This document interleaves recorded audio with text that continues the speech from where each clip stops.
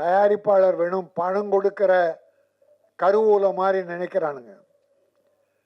தயாரிப்பாளரோட இணைந்து நடிகர்கள், இயக்குனர் முதல், இயக்குனர் முக்கியம். இயக்குனர் இல்லாமல் படமே இல்லை. அதே போல் தயாரிப்பாளர் இல்லாமல் படம் இல்லை. தயாரிப்பாளர் காசு போட்டு தேங்காய் பூ பழம் வாங்கி பூஜை போட்டால் தான் உங்களுக்கு எல்லாருக்கும் வேலை. அதே போல் கடைசியில் பூசணிக்காய் வாங்கி உடைக்கணும், அதுக்கும் தேங்க. அது தயாரிப்பாளர் ஆரம்பத்திலிருந்து முடிவு வரை இருக்கிற செலவு. அவர் செய்த வேலைக்கு பணம் கொடுத்துட்டார். ஆக இந்த பாட்டு முழுவதும் தயாரிப்பாளர் மட்டுமே சொந்தம். அது என்ன சட்டம் என்னன்னா சொல்லட்டும். ஆன்மீகமா நினைச்சு பாருங்க, ஆத்மாவை நினைச்சு பாருங்க. எல்லாத்துக்கும் நம்ம பணம் கொடுத்துட்றோம்.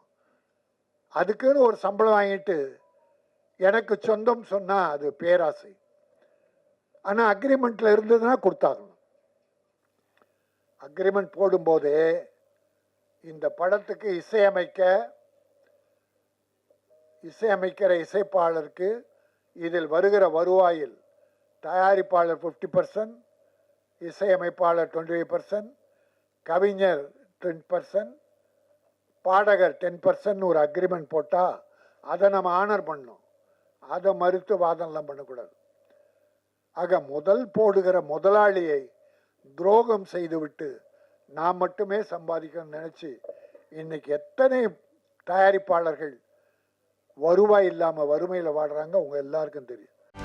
செய்திகளை உடனுக்குடனும் துல்லியமாகவும் தெரிந்து கொள்ள சப்ஸ்கிரைப் பண்ணுங்க.